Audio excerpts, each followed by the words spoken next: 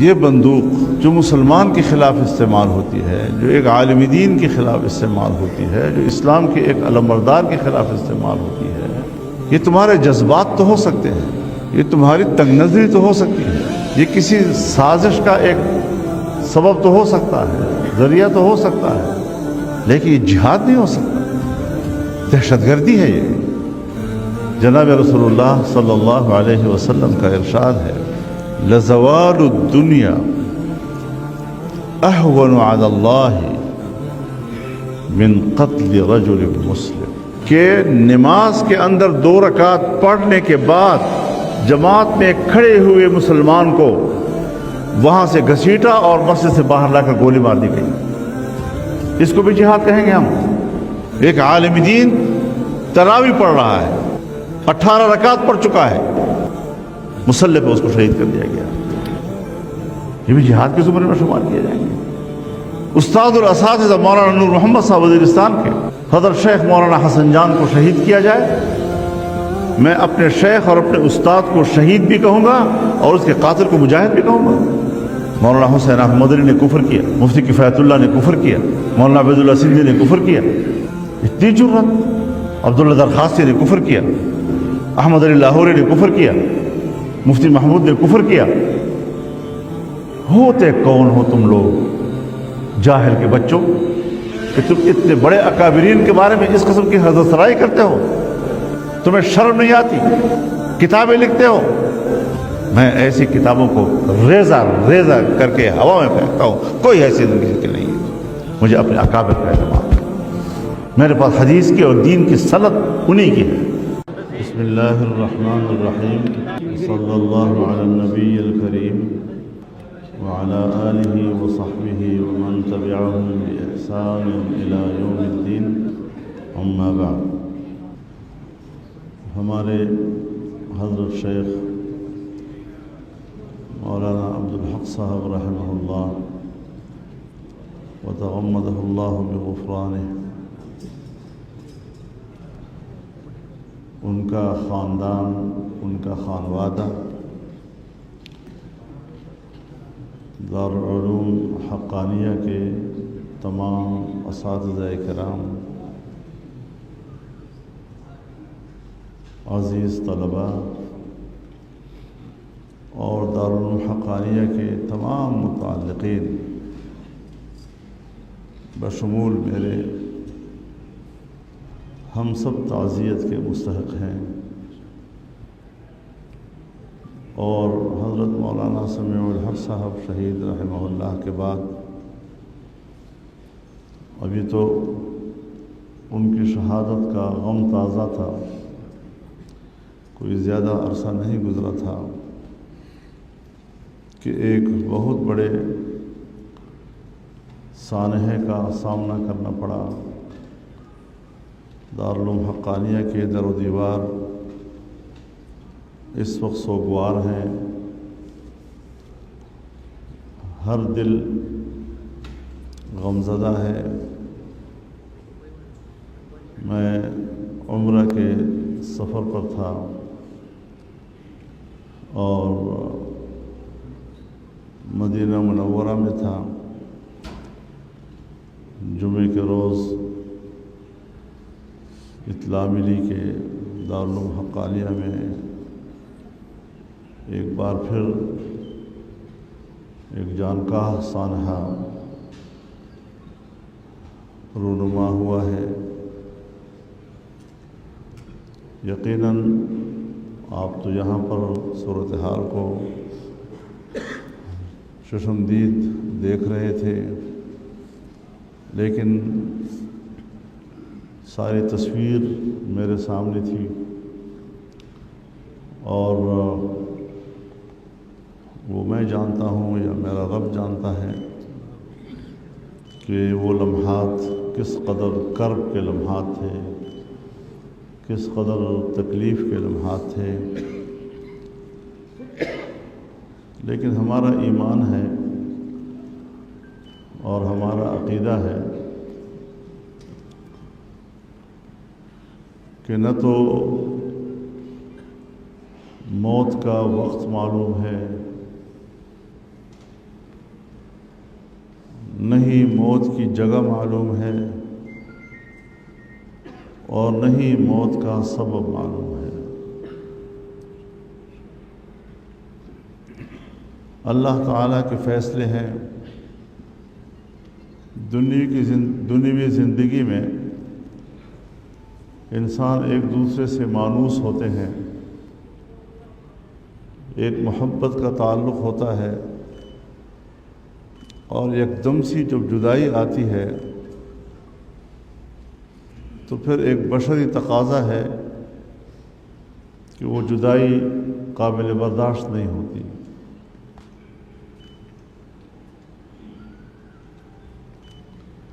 لیکن بہرحال جو مقدر تھا اس سے تو مفر نہیں۔ اب اللہ کی طرف سے صبر ایک ایسا انعام ہے کہ جس کے لیے ہم اللہ سے التجا کرتے ہیں کہ وہ ہم سب کو صبر جمیل عطا فرمائے، اور صبر کی ٹھنڈک سے ہمارے اندر کے غم و افسوس کی جلن کو ٹھنڈا کر دے۔ سوائے صبر کے اور چارہ ہی کیا ہے؟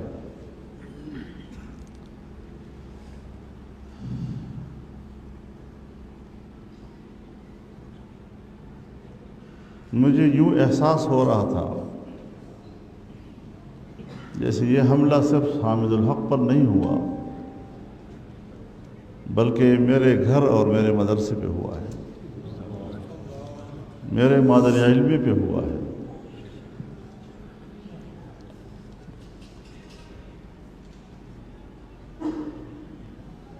مجھے یاد ہے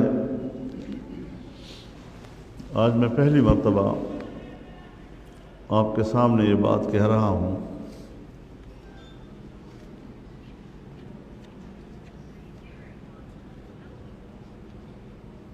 کچھ میری معلومات تھیں کہ یہاں کوئی آپریشن کا پروگرام بن رہا ہے دارالعلوم حقانیہ کے اوپر۔ اتفاق سے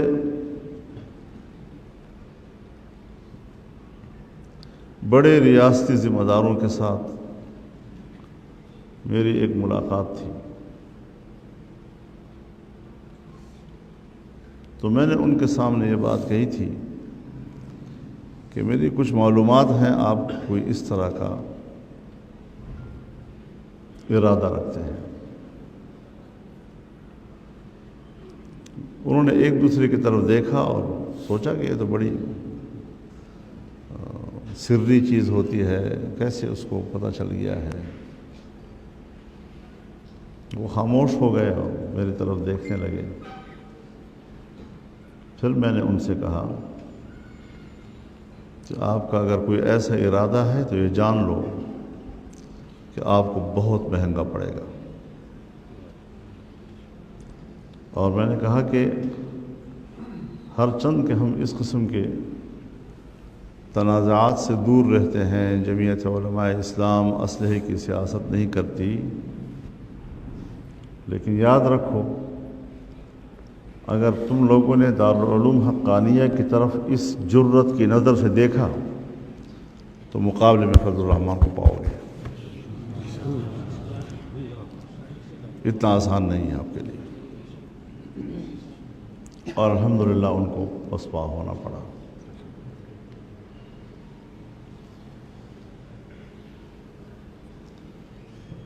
تو اس حوالے سے آج بھی میرے جذبات وہی ہیں، اور اس کو میں اپنے مادر علمی، اپنے گھر، اپنے عزت پر حملہ سمجھتا ہوں۔ حامد الحق ایک بے ضرر انسان، لیکن آج بھی میں نے کچھ دوستوں سے کہا کہ مسئلہ حامد الحق صاحب کا نہیں ہے، وہ ہمارا برخوردار تھا، لیکن دارالعلوم حقانیہ کی نسبت ہے، ایک بڑی خبر بنا لی تھی انہوں نے۔ انسان کی جان سے کھیلنا، پھر مسلمان کی جان سے کھیلنا، اس کو بھی ہم جہاد کہیں گے؟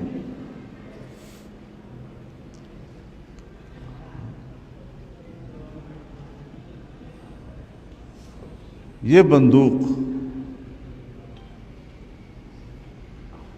جو مسلمان کے خلاف استعمال ہوتی ہے، جو ایک عالم دین کے خلاف استعمال ہوتی ہے، جو اسلام کے ایک علمبردار کے خلاف استعمال ہوتی ہے، یہ تمہارے جذبات تو ہو سکتے ہیں، یہ تمہاری تنگ نظری تو ہو سکتی ہے، یہ کسی سازش کا ایک سبب تو ہو سکتا ہے، ذریعہ تو ہو سکتا ہے، لیکن یہ جہاد نہیں ہو سکتا، دہشت گردی ہے یہ۔ جناب رسول اللہ صلی اللہ علیہ وسلم کا ارشاد ہے، لزوال الدنیا اہون علی اللہ من قتل رجل مسلم۔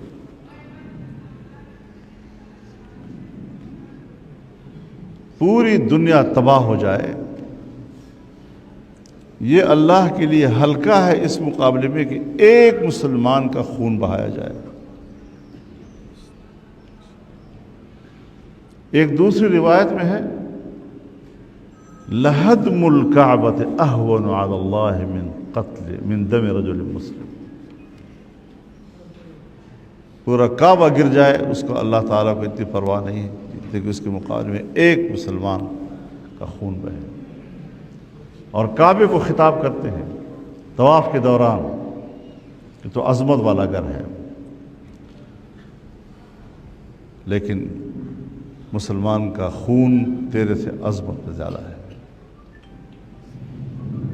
اس کو ہم نے، اسلام کے نام لیواؤں نے اتنا ہلکا سمجھ لیا ہے، اتنا معمولی سمجھ لیا ہے۔ یعنی یہ لوگ آخرت کے مواخذے سے بے نیاز ہو چکے ہیں، اور ایک مسلمان کے قتل کو جہاد کہہ کر سمجھتے ہیں کہ ہم جنت میں جائیں گے، اس کو ذریعہ جنت سمجھتے ہیں۔ وَمَن يَقْتُلْ مُؤْمِنًا مُتَعَمِّدًا فَجَزَاؤُهُ جَهَنَّمُ خَالِدًا فِيهَا وَغَضِبَ اللَّهُ عَلَيْهِ وَلَعَنَهُ وَأَعَدَّ لَهُ عَذَابًا أَلِيمًا۔ بیک وقت اللہ تعالیٰ اتنے غصے میں آ کر 5 سزائیں ایک مومن کے قتل کو سناتا ہے۔ ہم اتنے غیر محتاط ہو گئے ہیں، اس کو جہاد کہتے ہیں۔ پھر ہم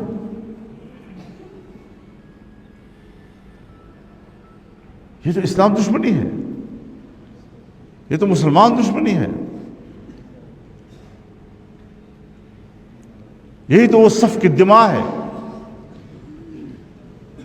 کہ جس کی وجہ سے ملائکہ نے اعتراض کیا تھا، قالوا اتجعل فیہا من یفسد فیہا ویسفک الدماء۔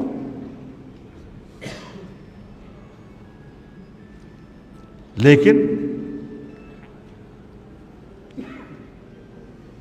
پھر جب انسان پیدا ہوا، انبیاء کرام علی نبینا وعلیہم الصلاۃ والسلام تشریف لائے، جناب رسول اللہ صلی اللہ علیہ وسلم پر دین مکمل ہوا۔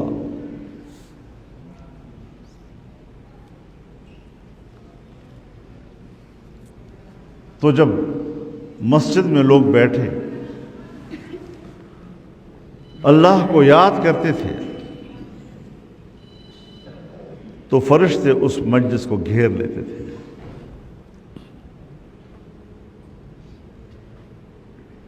اور اپنے بارے میں سوچتے تھے کہ اس انسان پر ہم نے یہ اعتراض کیا تھا، اس کے بارے میں ہم نے یہ کہا تھا۔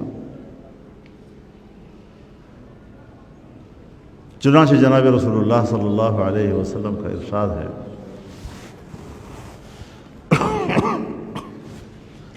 مجتمع قوم فی بیت من بیوت اللہ یتلون فیہ کتاب اللہ ویتدارسونہ بینہم إلا نزلت عليهم السكينة وغشيتهم الرحمة وحفتهم الملائكة وذكرهم الله في من عنده. اللہ کے گھر میں بیٹھے ہوئے لوگوں کے لیے کیا کیا نقد انعامات اللہ تعالیٰ نے اعلان کیے. نزلت علیہم السکینہ، یہ پہلا انعام ہے نقد، اور سکینہ ضد ہے اضطرار کا، پریشانی کا.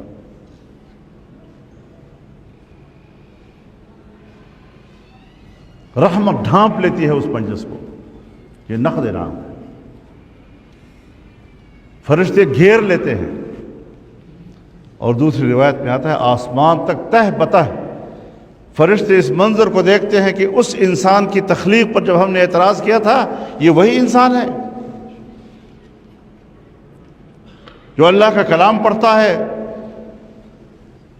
دوسرے کو سمجھاتا ہے، قرآن کی تعلیم حاصل کرتا ہے، قرآن کی تعلیم دوسروں کو دے رہا ہے، درس و تدریس کا معاملہ اس سے وابستہ ہے. آج ہم نے ان اداروں کو نشانہ بنا لیا، مسجد کو نشانہ بنا لیا.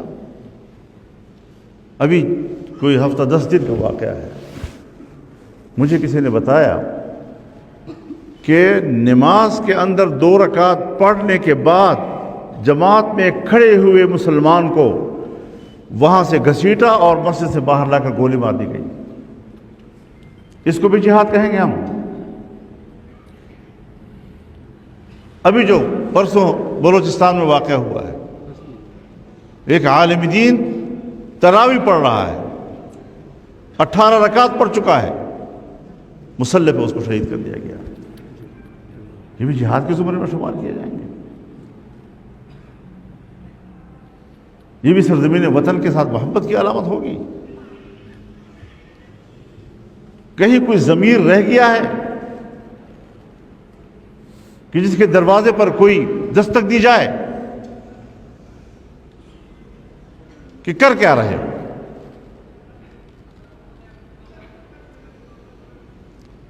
عجیب بات ہے، حضرت شیخ مولانا حسن جان کو شہید کیا جائے. میں اپنے شیخ اور اپنے استاد کو شہید بھی کہوں گا اور اس کے قاتل کو مجاہد بھی کہوں گا. استاد الاساتذہ مولانا نور محمد صاحب وزیرستان کے، وہ شہید ہوتے ہیں. میرے والد کے شاگرد رشید تھے، وہ علاقے کے بہت بڑے استاد تھے، اور اس کو وہی شخصیت تھی جس کو عام لوگ اپنے الفاظ میں استاد کے لفظ سے پکارتے تھے. ان کے نام لینے کی ضرورت نہیں ہوتی تھی. اس کو شہید بھی کہوں اور اس کے قاتل کو مجاہد بھی کہوں. مولانا معراج الدین جمعیت علماء اسلام کے ایک مضبوط توانا آواز تھے اور اس کے دماغ تھے. وہ میں ذاتی طور پر جانتا ہوں کس قدر وہ خلوص سے بھرا ہوا انسان تھا. اس کو شہید کیا جاتا ہے، اور میں اس کو شہید بھی کہوں گا، اسے قاتل کو مجاہد بھی کہوں گا.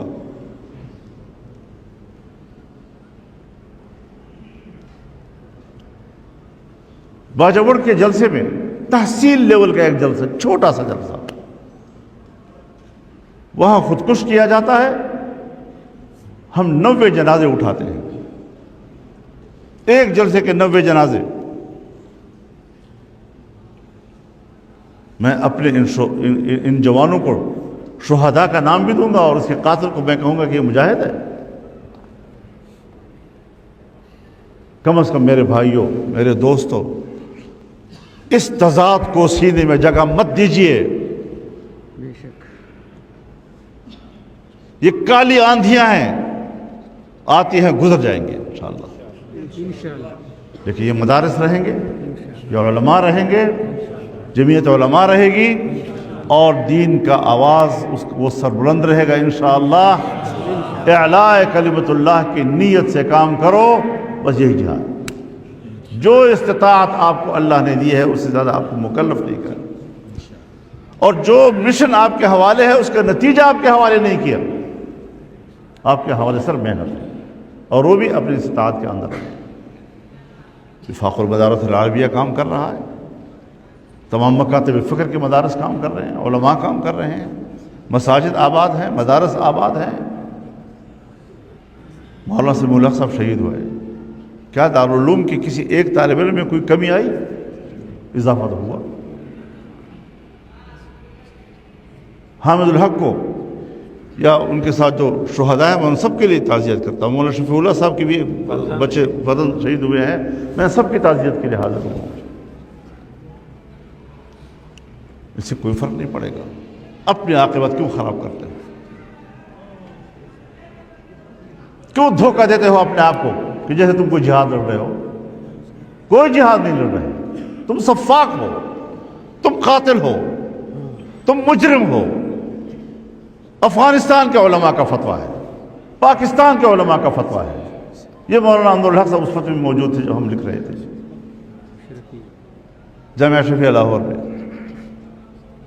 کہ اس کے بعد یہ جنگ ہوگی، جہاد نہیں ہوگی۔ پاکستان میں غیر شرعی ہے یہ چیز۔ حضرات علماء ہیں، طلباء ہیں، علمی بحث کرتے رہتے ہیں، کرتے رہو، لیکن ایک فیصلہ جب آ جاتا ہے تو عالم دین کا مقام یہ ہے کہ وہ یہ کہے کہ یہ میری ذاتی رائے ہے لیکن اجماع کے تابع رہوں گا۔ فضل الرحمن بھی تو ایک مولوی ہے، ایک مولوی کا بیٹا ہے، اور ایسے مولوی کا بھی نہیں۔ میرے سامنے میرے والد صاحب فرمایا کرتے تھے کہ تم جیسے مولوی جو ہے نا، وہ تو 1000 مولوی میں ایک لمحے میں بغل کے نیچے سے گزار لیتا ہوں، جن کے علمی مقام پر مولانا عبدالحق اعتماد کرتے تھے۔ اور مولانا عبدالحق کے علمی مقام کو آپ نہیں جانتے، آپ نے ان کو دیکھا ہی نہیں ہوگا۔ میں نے یہاں کے تمام اس زمانے کے ہم عصر اساتذہ کو سنا ہے، اور آپ کو پتہ ہے کہ صحاح ستہ جب پڑھائے جاتے ہیں تو ایک حدیث مختلف کتابوں میں مکرر آتا ہے، بلکہ بعض دفعہ ایک کتاب میں بھی مکرر آ جاتا ہے۔ ہمارے اساتذہ اس پر بحث بھی کرتے تھے۔ جس دن مولانا عبدالحق صاحب بیٹھتے تھے اور کوئی ایسی حدیث پڑھانی ہوتی تھی جو ہم پہلے سن چکے ہوتے تھے دوسرے اساتذہ سے، اس وقت پتہ چلتا تھا کہ مولانا عبدالحق کا مقام کچھ اور ہے، ان کی تحقیق کا انداز ہی کچھ اور تھا۔ ہمارے حاجی صاحب تھے نوشہرہ میں، حاجی شیر افضل خان بدرشی، زمیندار آدمی تھے، دنیا دار آدمی تھے۔ ایک دفعہ مجھے کہنے لگے کہ ہم یہ سوٹڈ بوٹڈ لوگ، دنیا دار لوگ آپس میں کبھی اکٹھے ہوتے ہیں تو یہ لوگ علماء کے بارے میں ذرا کمزور باتیں کرتے ہیں، یہ علماء کو بڑا کمزور چیز سمجھتے ہیں۔ تو حاجی صاحب کہتے ہیں کہ میں پھر ان کو کہتا ہوں کہ تم نے علماء کو دیکھا نہیں ہے، آؤ میں تمہیں دارالعلوم حقانیہ لے جاتا ہوں، مولانا عبدالحق صاحب کے درس پہ تمہیں بٹھاتا ہوں، اگر اس کا درس سن کر تم احساس کمتری میں جوتوں میں جا کر نہ بیٹھے، میرا نام تبدیل کر دو۔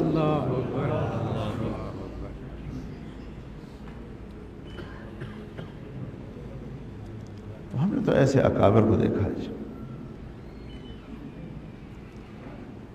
کتابیں لکھی جا رہی ہیں۔ حضرت شیخ الہند گدلے پانی میں داخل ہو گئے تھے، مولانا حسین احمد مدنی نے کفر کیا، مفتی کفایت اللہ نے کفر کیا، مولانا عبید اللہ سندھی نے کفر کیا۔ اتنی جرت! عبداللہ درخواستی نے کفر کیا، احمد علی لاہوری نے کفر کیا، مفتی محمود نے کفر کیا۔ ہوتے کون ہو تم لوگ جاہل کے بچوں کہ تم اتنے بڑے اکابرین کے بارے میں اس قسم کی حضرت سرائی کرتے ہو؟ تمہیں شرم نہیں آتی؟ کتابیں لکھتے ہو۔ میں ایسی کتابوں کو ریزہ ریزہ کر کے ہوا میں پھینکتا ہوں، کوئی ایسی زندگی کی نہیں ہے۔ مجھے اپنے اکابر کا اعتماد ہے، میرے پاس حدیث کی اور دین کی سند انہی کی ہے، اور میں ان کی سند کو اتنا بڑا مقام دیتا ہوں کہ اگر ان اکابرین کی تشریحات کے مطابق کوئی حدیث پڑھائے گا تو میری اجازت اس کو ہوگی ورنہ نہیں ہوگی۔ بے شک۔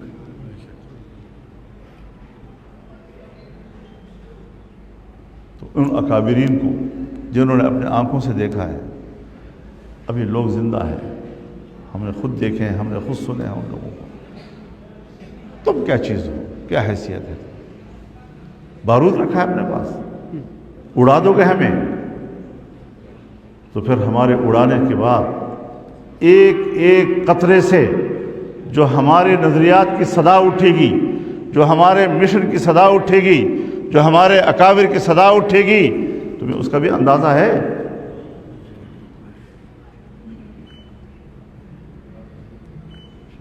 تو بہرحال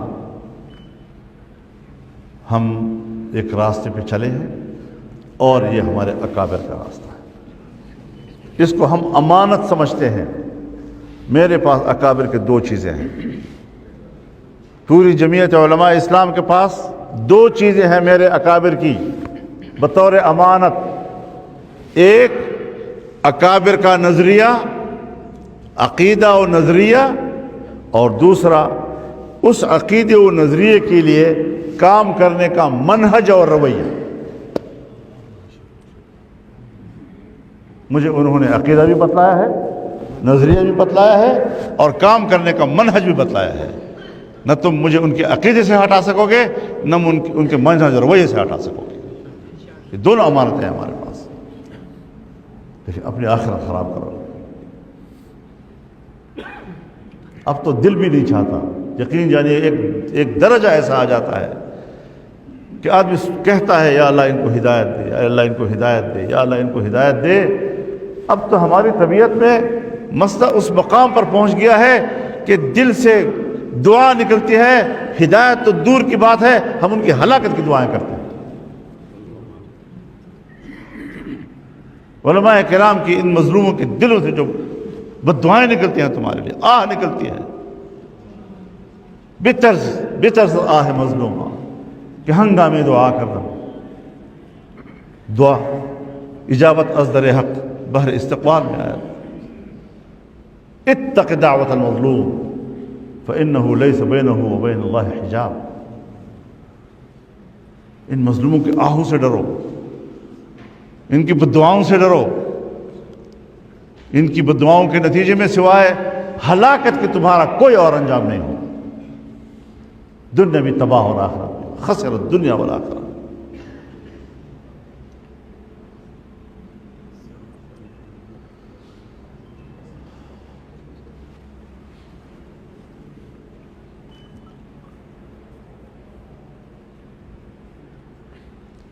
یہ وہ لوگ ہیں الذین ضل سعیہم فی الحیاۃ الدنیا وہم یحسبون انہم یحسنون صنعا۔